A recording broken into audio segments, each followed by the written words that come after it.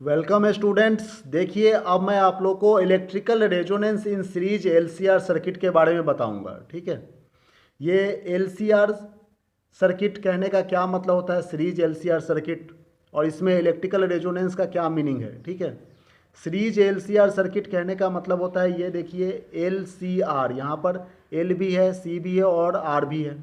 ठीक है ना, तो इसे हम लोग कहते हैं एलसीआर सर्किट, जिसको सीरीज में इंडक्टर, कैपेसिटर और रेजिस्टेंस, इन तीनों को सीरीज में कनेक्ट कर दिए हैं, अल्टरनेटिंग वोल्टेज से अप्लाई कर दिए हैं, और यहाँ पर इसके क्रॉस में वोल्टेज हो गया है वीएल, मतलब voltage across inductor, voltage across capacitor, voltage across resistance. ठीक है ना, तो ये एक एलसीआर सीरीज सर्किट है।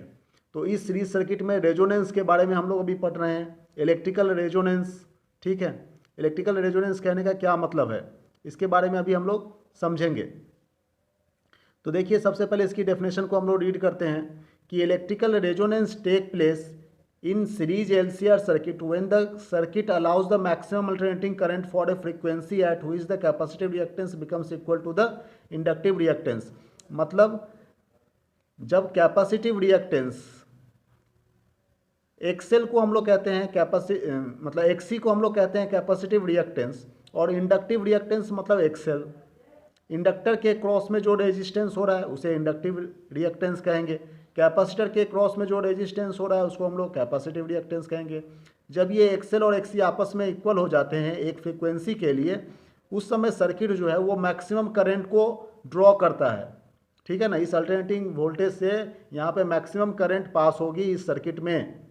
जब ये एक्सेल और एक्सी ये दोनों आपस में इक्वल हो जाएंगे, तब यहाँ पर इस सर्किट में मैक्सिमम करंट होगा एक फ्रीक्वेंसी के लिए। उसी को हम लोग कहते हैं इलेक्ट्रिकल रेजोनेंस। रेजोनेंस मतलब मैक्सिमम। ठीक है ना, ये बात समझ में आ रही है। अब देखिए, जो इम्पिडेंस बन रहा है सीरीज एलसीआर सर्किट में, इम्पिडेंस मतलब रेजिस्टेंस जो बन रहा है, अब तीनों हो गया है तो इसको इम्पिडेंस नाम दे दिया। ठीक है ना, मतलब इसका रेजिस्टेंस ही होता है इन तीनों का समेशन, इन तीनों के रेजिस्टेंस का समेशन को इम्पिडेंस कह रहे हैं। ठीक है ना, तो impedance of a series LCR circuit कहने का क्या मतलब है, इसका फॉर्मूला होता है Z equal to under root R square plus XL minus XC का होल स्क्वायर, अंडर रूट है ये। ठीक है ना, ये फॉर्मूला एक्चुअल में डेराइव होकर के निकला है यहाँ से, ये देखिए ये डेरिवेशंस ये सीरीज एलसीआर सर्किट का है, ये डेराइव करके के यहाँ पर ये जेड का इम्पिडेंस निकल करके आता है। बस आपको सिर्फ फॉर्मूला याद रखना है कि Z equal to under root R square plus XL minus XC का होल स्क्वायर होता है। ठीक है ना, जो कि यहाँ पर आप दिख रहे हैं। क्लियर। अब देखिए, करंट के बारे में यदि हम लोग बात करें तो current I equal to E upon Z से है। करंट इक्वल टू क्या होता है, वोल्टेज इंटू इम्पिडेंस, मतलब वही रेजिस्टेंस ओम्स लॉ के अकॉर्डिंग। अब जेड की वैल्यू यहाँ पे पुट कर दीजिए आप लोग। ठीक है, जेड की वैल्यू यहाँ पे पुट कर देंगे, और उसके बाद करंट मैक्सिमम होगा जब जेड मिनिमम हो जाएगा। यहाँ पर ये इन्वर्सली प्रोपोर्शनल है ना, जेड जो है वो आई के इन्वर्सली प्रोपोर्शनल है। ठीक है, नीचे वाला कम होगा, मतलब ये जेड इम्पिडेंस जो है ये कम हो जाएगा, तो करंट ही तो मैक्सिमम होगा। अब ये कम कहने का मतलब क्या है, ये that is equal to zero, और ये जीरो कब होगा, जब ये वाला टर्म जीरो हो जाएगा। ठीक है ना, तभी तो मिनिमम होगा। ये वाला टर्म एक्सएल माइनस एक्सी जो है ये जीरो हो जाए, तो उस समय ये नीचे वाला डिनोमिनेटर का जो टर्म है ये पूरा ही मिनिमम हो जाएगा, उस समय मैक्सिमम करंट ड्रॉ होगा सर्किट में। तो XL minus XC equal to zero कर सकते हैं, इसको उधर ले जाएंगे तो XL equal to XC, right hand side में एक्सी को ले जाइए, एक्सएल इक्वल टू एक्सी। तो यही कह रहा है कि capacitive reactance becomes equal to the inductive reactance, उसी समय ये करंट मैक्सिमम हो रहा है। इसी को ही हम लोग कहेंगे इलेक्ट्रिकल रेजोनेंस। अब इसकी फ्रीक्वेंसी हम लोग कैलकुलेट कर लेते हैं कि इलेक्ट्रिकल रेजोनेंस की फ्रीक्वेंसी क्या बनती है। ठीक है ना, इसको हम लोग कुछ इस तरह से कैलकुलेट करते हैं। ये देखिए, XL minus XL equal to XC हो गया, और ये एक्सएल इसको कहते हैं omega into L, omega L equal to one upon omega सी।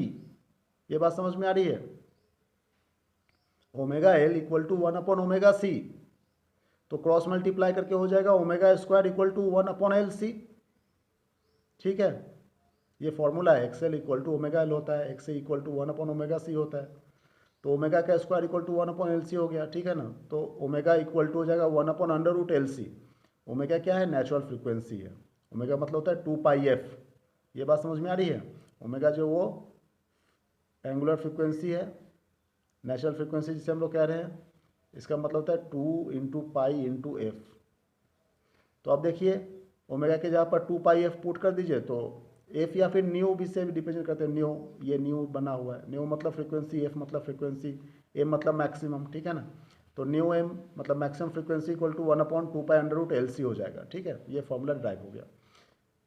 कहने का मतलब एल और सी, इंडक्टर और कैपेसिटर, ये दोनों नॉब होता है, नॉब, जिसको हम लोग घुमाते हैं, घुमा घुमा करके इसे एडजस्ट करते हैं, इसको मिनिमम करते हैं, तो यहाँ पर मैक्सिमम फ्रीक्वेंसी हमें प्रोड्यूस होता है, ठीक है।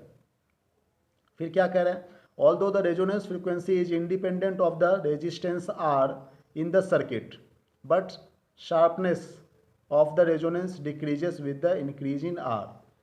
इसका कहने का क्या मतलब है, इसका कहने का ये मतलब है कि रेजोनेंस फ्रीक्वेंसी जो हम लोग न्यू एम कह रहे हैं, रेजोनेंस फ्रीक्वेंसी, ये यहाँ पर कोई रेजिस्टेंस कैपिटल आर तो है नहीं, रेजिस्टेंस, ठीक है ना। इसका मतलब ये कैपिटल आर के इंडिपेंडेंट होता है, ठीक है ना। लेकिन यदि रेजिस्टेंस बढ़ा देंगे सर्किट में तो रेजोनेंस भी शार्पनेस के डिक्रीज हो जाएगा, ठीक है। उसका शार्पनेस है वो डिक्रीज हो जाएगा, क्योंकि रेजिस्टेंस बढ़ेगा तो शार्पनेस तो कम होगा ही, रेजोनेंस, ठीक है ना। तो ये एक नोट पॉइंट है। अब मेनली हमें ये फॉर्मूला ड्राइव करना था, new M equal to 1/2π√LC होता है। Thank you very much for watching this video.